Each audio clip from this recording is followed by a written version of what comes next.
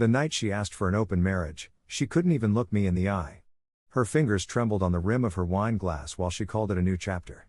I sat there, listening, as she told me she'd reconnected with her ex for closure. Closure. That word hit harder than betrayal itself. I could hear the faint hum of the fridge, her breathing, the world shrinking around that table. I didn't argue. I didn't shout. I just memorized the way her lips curved when she said she needed freedom. That was the moment I knew, she wasn't asking. She was confessing. And while she thought she was opening a door, I was already locking another. Because if she wanted a life without me, she was about to get it, so completely, she'd wonder if I'd ever existed at all. Before we dive into the story, tell me in the comments which country you're watching this from. I love seeing how far these stories travel, and it helps me connect with you all around the world. I still remember the weight of that night, how the air itself felt too thick to breathe. It was a Thursday, sometime after 9. The kind of night where routine holds you steady, dinner plates stacked in the sink, the faint sound of the dishwasher humming in the background, and the smell of leftover garlic butter still hanging in the air. Nothing unusual. Until she said it. "Ryan," she began, voice soft but careful, like she was holding a grenade she wasn't sure how to throw. "I've been thinking a lot about us. I'm 34. I work as an IT systems analyst. My life runs on logic, order, predictability. My wife, Emma, 31, was the opposite, artistic, spontaneous, a spark in every quiet room. We met 7 years ago at a photography exhibit. She said she liked how I stood still, observing everyone else. I thought she liked my patience. Turns out, she just liked the challenge. That night, her words carved through me one by one. "I think we should consider an open marriage." I blinked once. Then again. I actually thought I misheard her. The dishwasher clicked off, it was suddenly dead silent. She didn't look at me. Her hands toyed with her wedding ring, spinning it like it was something she'd already detached from. "Why?" I asked, calm as I could manage. She said she wanted to explore herself. That she felt confined. That love could still exist without exclusivity. She'd been reading articles, she said, people making it work, people evolving. The words were polished, rehearsed. It wasn't a conversation. It was a presentation. And then came the name. Mark. Her ex. Her high school sweetheart. The one she always claimed was ancient history. She said he'd reached out, purely innocent, of course, just catching up, reminiscing about old times. My chest went cold. I'd seen this pattern before, in friends, colleagues. Every betrayal starts as just talking. I wanted to rage, to accuse, to ask her how she could bring another man into the same air we shared. But something in me froze instead. I just listened. It was like watching a slow-motion crash. You can see the wreck coming, but you can't move. She said she needed transparency. That we could make rules. Boundaries. That she still loved me, but wanted more freedom. The word kept echoing, louder each time. Freedom. I watched her mouth shape the lie, and I realized something. She wasn't asking for my permission. She was warning me what was coming. That night, I didn't sleep. I sat in my office downstairs, staring at the glow of the monitor without seeing a thing. Her words looped in my head, mechanical, rehearsed. Open marriage. Closure. Reconnecting. By sunrise, I'd made my decision, not to confront. Not to fight. But to vanish. If she wanted freedom, she was about to find out what it truly meant, to lose everything that anchored her. I wasn't going to scream, beg, or threaten. I'd just disappear from the life she was so desperate to be free of. I opened my banking app.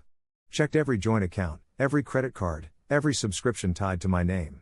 I made notes, quietly, precisely. I wasn't plotting revenge yet. Just distance. Clean, controlled distance. She woke around 8 a.m., came down in her robe, kissed my cheek like nothing had changed.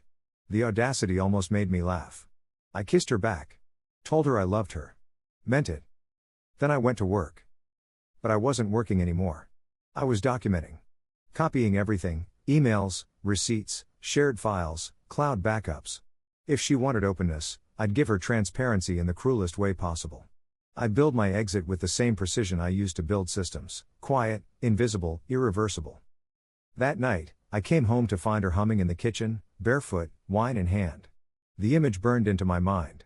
She looked free already. I looked at her one last time and knew, this wasn't my wife anymore.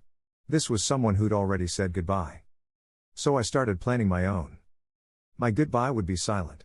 But permanent. For the next few weeks, I became an expert at pretending.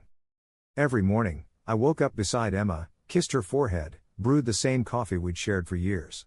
She laughed at the same shows, made the same jokes about my workaholic tendencies. On the surface, we looked like the same couple. But beneath the quiet rhythm of our days, something had shifted, something irrevocable. She thought she'd given me a choice. She thought I was considering it. But all I was really doing was watching her rewrite her loyalty in real time. It started small, new clothes, late-night texts she'd hide behind an innocent smile. She said she was reconnecting with old friends. I didn't need to ask which one. I could see it in the way she checked her phone and smiled like she was 16 again. The same glow she used to have when she looked at me. I didn't confront her. I didn't accuse her. I didn't even flinch when she began taking solo nights out. Supposedly yoga classes, art nights, social meetups. I just nodded, kissed her cheek, and said, "Have fun." The more she believed I was okay with it, the freer she became. That freedom turned her into someone unrecognizable. She stopped asking about my day. Stopped sitting beside me on the couch. Stopped caring if dinner was for two or one. I'd find her laughing softly on the balcony, whispering into her phone, her voice low and melodic, like she was talking to a memory she didn't want me to hear. But I heard enough. One night, she forgot her phone on the coffee table when she went to shower. I never used to invade her privacy, but this wasn't curiosity anymore, it was confirmation. I opened her messages, scrolled through what I already knew I'd find. There it was. "Mark, can't believe you're really doing this. You always said you'd never settle." "Emma, it's not about settling. It's about honesty. I love Ryan, but I need to feel alive again." "Mark, you always said I was your what if." "Emma, maybe now we get to find out." Alive again. Those two words sliced through me like a blade. I sat in the dark, reading line after line of emotional cheating dressed up as self-discovery. Every message was a performance. Every sentence carefully written to sound noble, enlightened. But all I saw was cowardice. She wanted an open marriage not for love, not for honesty, but to ease her guilt while chasing nostalgia. I didn't reply. Didn't even leave a trace that I'd seen it. I simply memorized everything, the tone, the lies, the timing. I was no longer her husband in those moments. I was her observer. Her quiet witness. And every observer eventually becomes a collector. I began collecting patterns. Dates. Receipts, bank statements showing her new spending habits, $180 on a hotel booking she labeled art workshop. $75 at a restaurant neither of us ever visited. $60 for a ride share from a location that wasn't her yoga studio. Each line item was a quiet confession. At work, no one noticed my silence. But I started rearranging things, shifting my direct deposit to a new account under my name only, removing her from emergency contacts, revising passwords she didn't know existed. Slowly, I was shrinking the footprint of our shared life until she'd wake up one day and realize it no longer existed. But I needed patience. Disappearing isn't about speed, it's about precision. And while she was busy finding herself, I was building the blueprint of my erasure. The hardest part wasn't seeing her drift, it was realizing how peaceful my silence had become. How easy it was to let her lie, to smile and nod while she built the fantasy that she was liberated. Sometimes she'd return home glowing, smelling like a perfume she'd never worn before. I'd watch her slip into bed, back turned to me, breathing slow and satisfied. I never touched her again after that. Not out of anger, but out of mourning. The woman lying beside me wasn't my wife. She was a ghost wearing her voice. So I started treating her that way. Every morning, I'd greet her, make her breakfast, play the role of the devoted husband, but inside, she was already gone. And while she danced in her new freedom, I was drawing the blueprint of her solitude. Because one day, she'd wake up and discover what true freedom felt like, the kind where no one comes back, no one answers, no one forgives.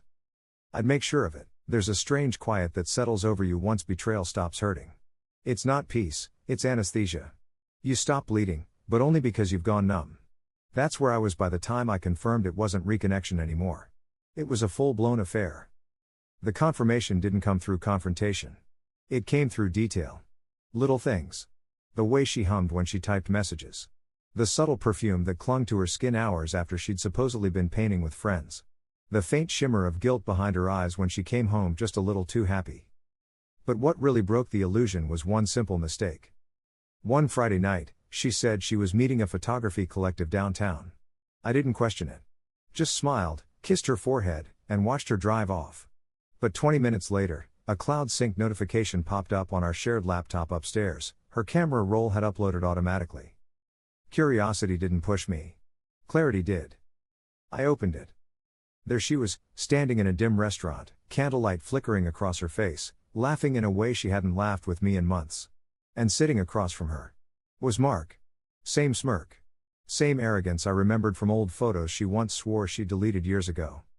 He looked older, softer, but smug. That self-satisfied grin of someone who believed he'd won something. I scrolled further. A photo of their hands intertwined across the table. Another one of her leaning on his shoulder. Then, one of her phone reflected in the glass behind them. A text visible on the screen. I told him I was with the girls. Don't worry. I didn't rage. Didn't smash the screen. I just stared at that single sentence for what felt like hours. I told him I was with the girls. That was it, the moment I stopped loving her in the present tense. The next morning, she came home before sunrise, her hair still damp from what she probably thought was a convincing shower. She made breakfast, humming under her breath. I said nothing. Ate my eggs. Watched her talk about artistic collaboration. Every lie was a performance, practiced, confident, beautifully rehearsed. I played my part, too. Over the following days, I quietly gathered evidence. Not to use it. Not to confront her. Just to know the truth from every possible angle. I tracked her recurring card transactions. She was paying for hotel stays under different event labels: creative workshop, conference, gallery trip. The amounts told the story she wouldn't. $238. $312. $450. Expensive freedom. But her biggest mistake wasn't digital, it was human. She grew careless. One afternoon, while doing laundry, I found a crumpled parking receipt in her jeans pocket, a lot near a boutique hotel 2 towns over. Timestamped at 11:43 p.m., 3 hours after her supposed meetup ended. That small rectangle of paper weighed more than any ring she'd ever worn. I began documenting everything in a hidden folder on an external drive. Screenshots. Receipts. Bank logs. I named it simply, Truth. It wasn't about revenge yet, it was about control. The quiet, steady kind that doesn't need noise. But what truly changed everything came the night she finally confessed, half-truth wrapped in manipulation. She sat beside me on the couch, eyes glassy, trying to look vulnerable. "Ryan," she said softly, "I've been seeing Mark again. But it's not what you think. I just needed to understand if what I felt for him was really gone." She waited for me to explode. To beg. To cry. I didn't. I just looked at her and said, "And? Is it gone?" That caught her off guard. She blinked, swallowed hard. "I don't know," she whispered. "That's what scares me." I nodded once. "Then you should keep seeing him. Until you're sure." Her eyes widened. Confusion flickered. Then relief. She smiled, almost gratefully. She thought I was being understanding. Thought I was giving her space. But she had no idea that was the moment I stopped being her husband, and started being her ghost. I stopped calling during the day. Stopped initiating conversation. I gave her all the rope she needed, and she took it willingly. Every lie she told me, I filed away. Every late night, I marked down. The more she drifted toward him, the smaller her world became. She didn't notice me withdrawing money. Canceling joint insurance. Updating account details. I was erasing myself, one quiet action at a time. One night, as she laughed on the phone with him in the kitchen, I stepped outside, stood in the cold, and realized something profound. She wasn't my loss anymore, she was my lesson. And I was almost done learning. Proof doesn't scream. It whispers. It lives in the details, the time stamps, the inconsistencies, the subtle digital fingerprints that liars forget they leave behind. By the time Emma had convinced herself that her open marriage was a moral evolution, I had enough quiet evidence to dismantle her narrative completely. But I wasn't ready to use it. Not yet. Proof is like a loaded gun, you don't fire it when you're angry. You wait until it's undeniable. It started with the photos, of course. Those had been the first domino. But what followed became something darker. Methodical. Every morning, after she left for meetings, I'd open our shared laptop and begin the ritual. I'd go through her synced folders, backups, social logins. She'd never been good with passwords, always recycling the same ones. I wasn't spying. I was recording history. In one folder labeled Inspiration, I found dozens of screenshots. Quotes about finding yourself, honest love, and radical truth. Beneath the self-help veneer, though, were candid photos, him and her. A mirror selfie of them in a hotel room. His arm barely visible, but his reflection caught in the corner of the glass. I studied every pixel. His watch. The wall art. The background lighting. It was an obsession, it was documentation. That's when I realized how far she'd gone. She'd brought him into our life digitally, same phone, same accounts, same cloud. The arrogance was breathtaking. I created a private archive. Labeled each file by date, then by theme, messages, photos, receipts, calls. Each folder told a chapter of its own, a story of slow corrosion disguised as empowerment. Her truth had a paper trail. But digital evidence was only half of it. I wanted the physical proof, the kind that smelled like her perfume, the kind that couldn't be denied with the flick of a delete button. So I began collecting. Quietly. A hotel keycard slipped from her purse one night when she tossed it onto the bed. I picked it up, memorized the logo, then placed it back exactly as I found it. A printed receipt from a restaurant tucked inside her notebook, 2 entrees, 1 bottle of Pinot Noir, 1 dessert for 2. Date and time matching the night she told me she was staying late to work on a gallery project. Every inconsistency became a piece of the mosaic. But the masterpiece, the one that tied everything together, came from her own words. One night, while she was showering, her phone lit up with a voice note from Mark. I didn't play it, but I used my own phone to record the sound as it played through the speaker. His voice filled the air, casual, arrogant. You make me feel 17 again. He doesn't even know what you're doing right now, does he? Then her laugh. Quiet. Nervous. Familiar. That single sentence was worth more than all the other evidence combined. But here's the thing, proof doesn't bring closure. It doesn't heal. It hardens. I started noticing things about her I never had before. The way she'd lie without blinking. The subtle shifts in tone when she said my name. The mechanical affection, the way she touched my shoulder just to maintain the illusion that we were stillless. I stopped responding. Emotionally, verbally, physically. I became what she claimed to want, a man without possession. Free. Detached. She didn't notice. In fact, she seemed relieved. She believed the plan was working, that I was adapting to her new vision. She'd brag to her friends on the phone, whispering just loud enough for me to hear, "It's actually going better than I thought. Ryan's handling it well." Handling it well. She had no idea I was building her reckoning one bite at a time. But here's where it got interesting. As I dug deeper, I found traces of things she didn't tell even him. Credit transfers. Withdrawals. A secret savings account, one she'd opened under her maiden name. Inside were steady deposits, $500 here, $700 there.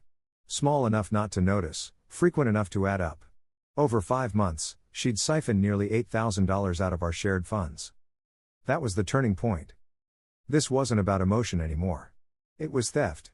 Betrayal wrapped in self-justification. She wasn't searching for freedom. She was funding her exit. So I started preparing mine. Every evening, I'd take a walk after dinner. She thought I was clearing my head. In reality, I was meeting with a close friend from work, someone in finance. He helped me set up a separate account in another bank, transfer my salary, and quietly remove her name from anything I owned. I became a ghost with a paper trail of precision. And the more I erased myself, the more she exposed herself. Lies have gravity, they pull everything down with them eventually. By the time I had every file, photo, and financial record neatly compiled, I realized something: I didn't need to expose her yet. She was already hanging herself with her own narrative. I just needed to wait for the perfect moment. And when it came, it wouldn't be loud. It would be silent proof. You don't disappear overnight. You dissolve, bit by bit, until the world forgets your outline. By the time I started planning my exit, I wasn't angry anymore. Anger needs energy, and I had none left to give her. What I had was precision. Cold, surgical precision. Every step had to look natural. Unnoticed. Ordinary. Because that's the beauty of disappearing, you don't run, you fade. The first thing I did was remove noise from my life. I deleted social apps, backed up important contacts, then let my accounts go quiet. No updates. No posts. No movement. The world assumes you're busy when you go quiet, it doesn't suspect you're plotting resurrection. Next came the finances. I'd already separated my salary. But this time, I went deeper. I froze our shared credit line for security reasons, called it a routine check. She didn't even question it.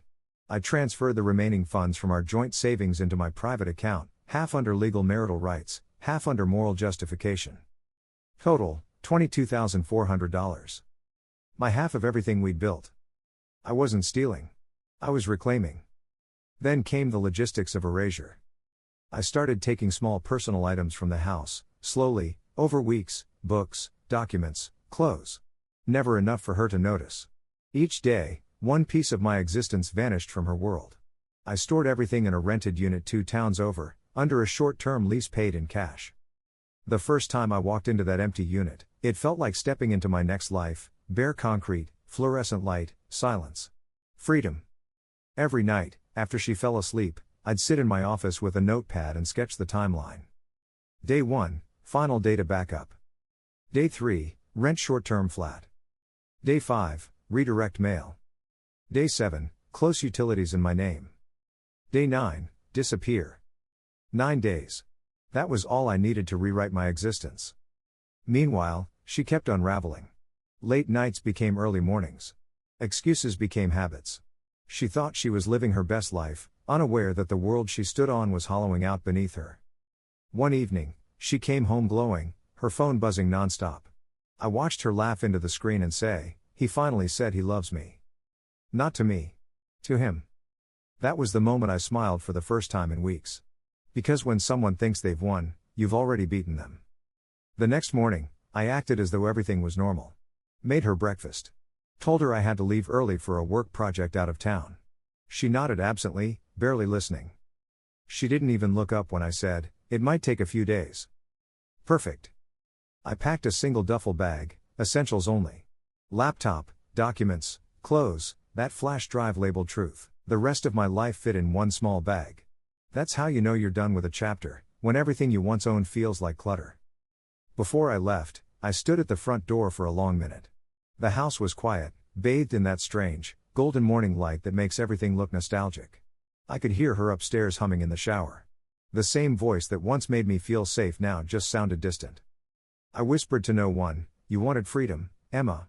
Now you'll get it." Then I walked out. That day, I drove 3 hours north to a small town I'd visited once for work, quiet, coastal, anonymous. I rented a modest apartment under a short-term contract, paid 6 months in advance. No shared accounts. No forwarding address. Just silence. For the first few days, I barely spoke. I walked the beach at dawn, checked my messages only to find none. The world didn't miss me. Neither did she. At least not yet. On the 4th day, I turned on my old phone, just long enough to check her social media. The panic had begun. Posts about personal betrayal. Cryptic quotes about people showing their true colors. Friends commenting supportively, none of them knowing she was the architect of her own collapse. She called me heartless. Cruel. Abandoning her when she was vulnerable. I didn't comment. Didn't respond. Didn't exist. By the end of the week, she'd tried calling me 13 times. Texted me twice as much. The messages started gentle, pleading. Then sharp, desperate. Then quiet. The silence that followed was her first real taste of what she'd asked for, freedom without safety. Meanwhile, I was learning the art of solitude. The strange relief of having no one expect you to show up. The calm of anonymity. But freedom, I discovered, isn't peace, not yet. Because silence has an echo. And in that echo, you start to wonder if justice should stay quiet. Or if it deserves to be heard. And that's when I decided, she wasn't just going to lose me. She was going to lose the illusion of innocence she built on my name. The next phase of the plan wasn't disappearance. It was revelation. There's a difference between leaving and disappearing. Leaving is physical. Disappearing is existential. By the time Emma realized I wasn't coming back, I'd already deleted the version of myself she thought she knew. The first month vanished in fragments. Days bled into each other, coffee, long walks, the hum of an old refrigerator in the tiny apartment I now called home. I didn't talk much. Didn't explain my absence to anyone, not even family. I let every call go unanswered, every email expire unread.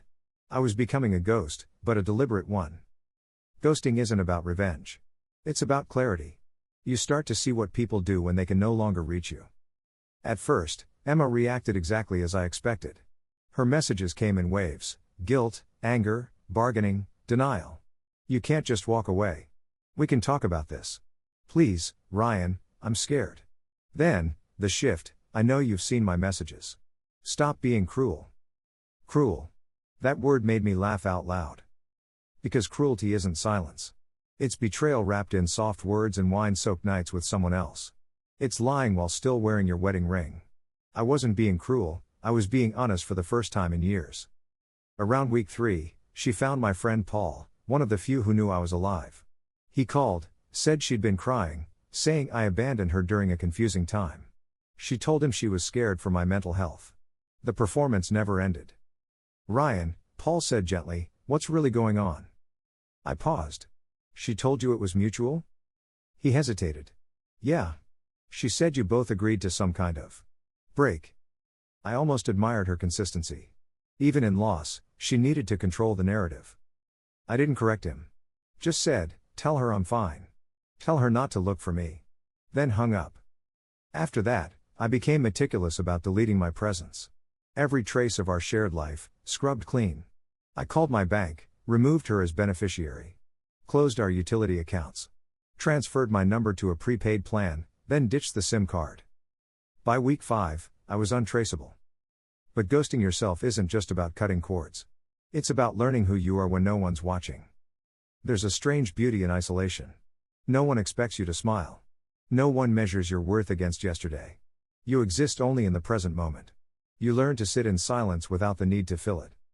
I started keeping a journal, something I hadn't done since college. Each night, I wrote down small observations, the sound of the ocean against the rocks, the flicker of streetlights on wet pavement, the relief of not explaining my decisions to anyone. Still, a part of me couldn't help wondering how far she'd go to reclaim control. It didn't take long to find out. One evening, while checking an old email address I hadn't used in months, I found a message from her lawyer. A short, formal note requesting confirmation of my current marital status and intent to return to the shared residence. I smiled. She wasn't seeking closure. She was seeking leverage. Because disappearing doesn't just remove a person, it removes their utility. I wasn't there to sign papers, to share bills, to validate her story. And for someone like Emma, that's intolerable. I replied once. Just once. Freedom comes with silence. You wanted both. Then I logged out. After that, I began hearing through mutual acquaintances that she was unraveling. She'd lost weight. Started missing work. Even her open marriage partner, Mark, was growing distant. Turns out, her new life wasn't as glamorous when no one was left to blame. That's when the irony hit me. The woman who wanted to open her marriage couldn't handle the one door that truly opened, mine, closing behind me. But I wasn't done. Ghosting my life was phase 1. Phase 2 was making sure she faced the reflection she avoided, the truth I'd documented. The proof I'd gathered wasn't for pity. It wasn't even for revenge. It was for exposure. Quiet, undeniable, surgical exposure. I began crafting my return, not as a husband, not as a victim, but as a record. I wanted her to see, through the lens of her own actions, who she'd become. Not through confrontation. Through truth. Every story has a reckoning. And hers was about to begin. When I disappeared, Emma thought she'd won.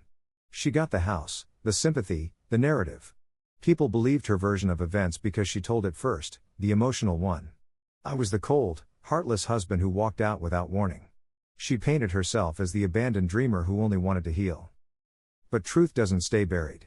It ferments. 3 months after I vanished, I stopped being invisible. Not publicly, not yet, but strategically. I started sending pieces of the truth back into her world, like ghosts returning in fragments. The first was subtle. A plain envelope, no return address, slid into her mailbox. Inside, one printed photo. The restaurant picture from her camera roll. No note, no signature. Just the image.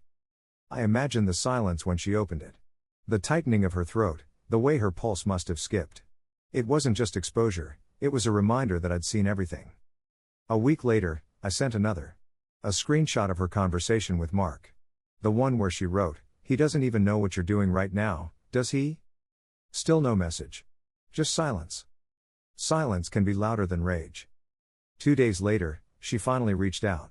A single text from a new number. "Ryan, please. I need to talk. This has gone too far." I didn't reply.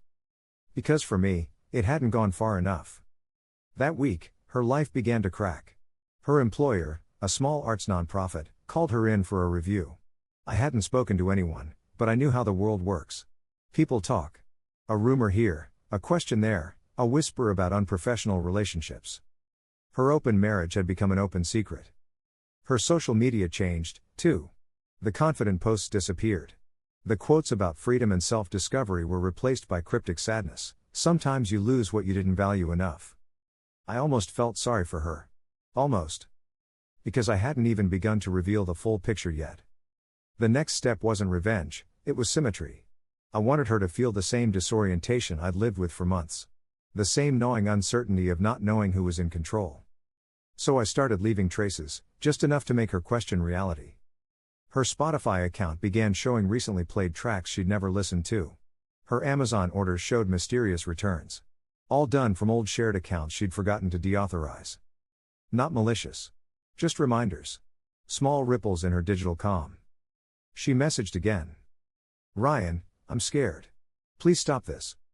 You're hurting me." That one made me pause. For the first time in months, I felt something. Not guilt, but recognition. She was finally speaking a truth, even if she didn't realize it. I had hurt her. Not physically. Not directly. But by leaving her to face herself, with no one left to absorb the impact of her choices. Meanwhile, word reached me through Paul. He said she'd broken up with Mark. Apparently, he'd grown tired of the drama, the secrecy, the complicated emotions. Freedom, it seemed, had an expiration date. I didn't celebrate. I didn't even smile. Because her pain wasn't my victory, her realization was. She started trying to find me again. Reaching out to mutual friends, sending vague apologies, asking if I was okay. I was more than okay. I was patient. Because I knew her breaking point was coming. It happened on a rainy Thursday afternoon, when she received a final envelope. This one different, heavier. Inside was a USB drive. Nothing fancy. Just labeled, "For when you're ready to tell the truth." On it were copies of everything I'd documented.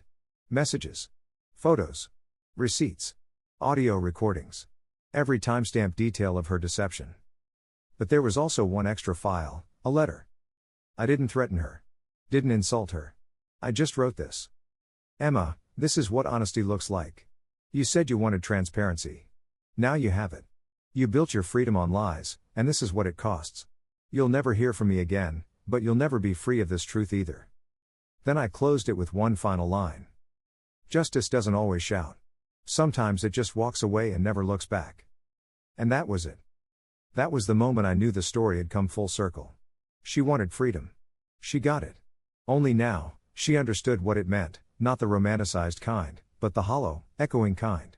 The kind you have to live inside when you've burned every bridge behind you. Her new reality wasn't punishment.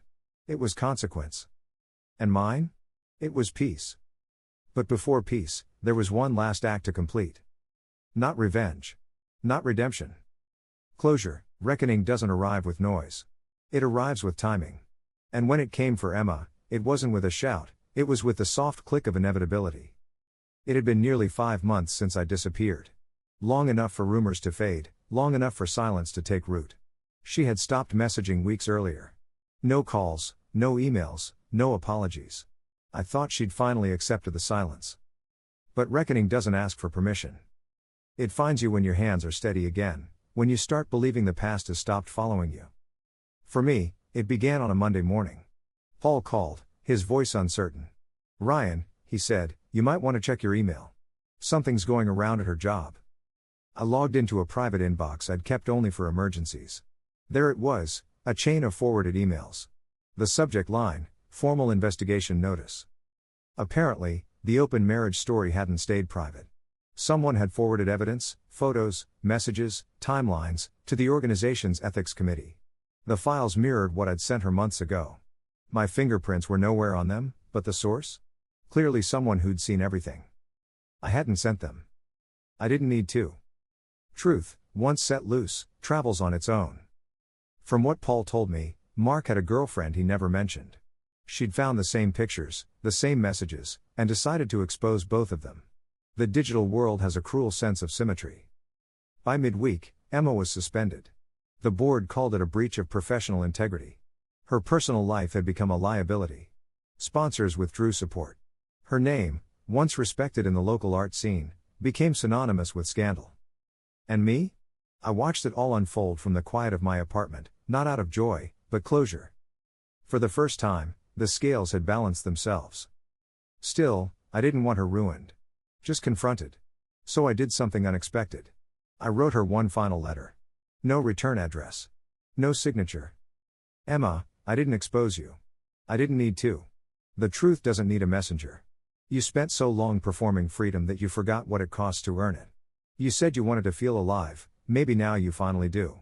Every consequence is a heartbeat of honesty catching up. I sealed it with a small Polaroid, one from our early years.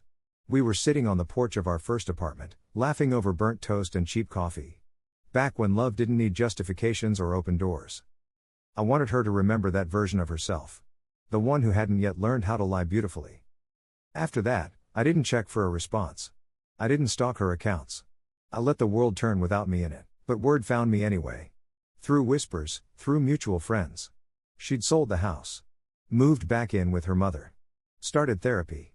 Some said she was finding herself again. Others said she was broken. I didn't believe either version. People like Emma don't break, they fracture, then reinvent. Still, I knew one thing for certain, she'd never forget the silence I left behind. The kind that filled every space she once called safe. That's the part about justice no one talks about, it doesn't heal you. It humbles them. Months later, I visited the old town one last time. Parked across from our former house. The lights were off. Curtains drawn. The garden, once her pride, was overgrown and quiet. I didn't go inside. I just sat there, watching the ghosts of who we used to be. I thought about the word freedom. How she'd twisted it into something selfish, reckless. How I'd learned to redefine it in silence. Freedom isn't about doing whatever you want. It's about living with the weight of what you've done, and choosing not to run from it. That night, I drove back to the coast. Parked by the water. Let the waves drown out the memory of her voice. It was over. Not with revenge. Not with rage. But with balance. The reckoning had come, and passed, without a single word from me. Silence doesn't end when the noise stops. It lingers, like a scent that refuses to fade. After the reckoning, life didn't rush in to fill the empty space. It just stretched out. Wide. Quiet. Endless. For a long time, I didn't know what to do with it. The apartment by the coast had become my cocoon. Mornings were simple, coffee, the ocean's rhythm against the rocks, the hum of a life finally my own. I no longer checked messages or searched for closure. But still, there were moments, those sudden, uninvited memories that hit when you least expect them. The sound of a car engine idling outside. A faint smell of her old perfume in a crowd. A song playing in a cafe, one she once said felt like us. I'd freeze for a second, then breathe through it. Because healing isn't about forgetting. It's about not reacting. Weeks turned into months, and in that silence, I learned something important. Freedom isn't loud. It's measured. It's the calm that comes when you stop needing to prove anything, to anyone. But Emma's silence had a different weight. The world around her had gone quiet too, but for her, it wasn't peace. It was aftermath. Through mutual friends, bits of her life drifted back to me like messages in bottles. She'd taken a job at a small art supply store. Started volunteering part-time. Stopped using social media completely. No photos, no posts, no declarations of self-love or growth. Just absence. And I realized something cruelly poetic, she'd finally learned what an open life really feels like. Empty. Unstructured. Without boundaries or safety nets. For a while, I wondered if she hated me. Then I realized it didn't matter. Hatred requires energy, and we'd both burned through ours long ago. One night, months later, a letter arrived. Handwritten. No return address, but I knew the handwriting instantly. I almost didn't open it. But curiosity is a strange thing, it disguises itself as closure. Inside was a single page. Ryan. I've spent months trying to hate you. I can't. What I did was cruel, and I dressed it up as honesty because that made it easier to live with. When you disappeared, I thought you were punishing me. Now I understand, you were setting me free from the lie I built. I don't expect forgiveness. But I want you to know that I remember everything, not just what I did, but who we were before I ruined it. I hope you're somewhere peaceful. You deserve that. E. I read it twice. The first time with anger. The second time with something that felt closer to release. Because forgiveness doesn't need to be spoken. Sometimes, it's just the absence of hatred. I burned the letter that night, not out of spite, but finality. Watched the paper curl, blacken, disappear into ash. The flames crackled softly, reflecting off the glass window as the ocean wind carried the smoke away. That was the last time I ever said her name aloud. In the months that followed, I rebuilt my life. Piece by piece. I found a new rhythm, early mornings by the water, part-time consulting work, quiet dinners alone that didn't feel lonely anymore. And for the first time in years, I started photographing again. The irony wasn't lost on me. The man she'd betrayed for being too still had learned to find motion through stillness. The camera became my witness. Every shot a timestamp of the life I chose to keep. I wasn't running from my past anymore. I was documenting proof of my survival. Because silence, I'd learned, isn't the absence of sound. It's the presence of control. And for the first time in a long, long while, I was completely in control. But there was still one more truth to face. Not hers. Mine. Because disappearing from her life was easy. The real question was, could I finally reappear in my own? Peace doesn't arrive like a sunrise. It doesn't break the dark with warmth or sound. It slips in quietly, almost shy, after you've stopped expecting it. That's how it found me. It had been nearly a year since I walked out of the house that no longer felt like home. A full cycle of seasons had passed. In that time, I'd gone from a man dismantled by betrayal to one rebuilt by solitude. The ocean outside my apartment had become both witness and confessor. Every wave that broke against the rocks felt like punctuation, soft reminders that endings don't have to be violent. I'd learned to live without checking over my shoulder. My phone stayed quiet. My life, simple. I no longer thought of Emma every day. And when I did, it wasn't with bitterness, it was with distance. Like remembering a film I once acted in but no longer related to. I finally understood what true freedom meant. Not the selfish kind she'd preached, but the quiet kind, freedom from needing closure, validation, or revenge. One morning, I packed my camera and drove north along the coast. The mist rolled low over the cliffs, the air thick with salt and memory. I stopped at a small cafe I used to visit with her, back when love still felt invincible. The owner recognized me, smiled, poured coffee without asking. "How long's it been?" she asked. "Too long," I said, smiling faintly.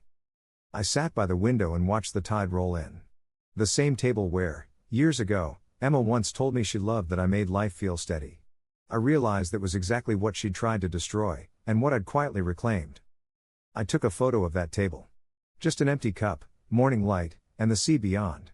Later that night, I printed it, framed it, and hung it above my desk. That photo became my line in the sand. The moment I decided the story was over. But peace isn't passive, it's chosen. And to truly choose it, I had to let go of more than her. I had to let go of the version of me that needed her downfall to feel like victory.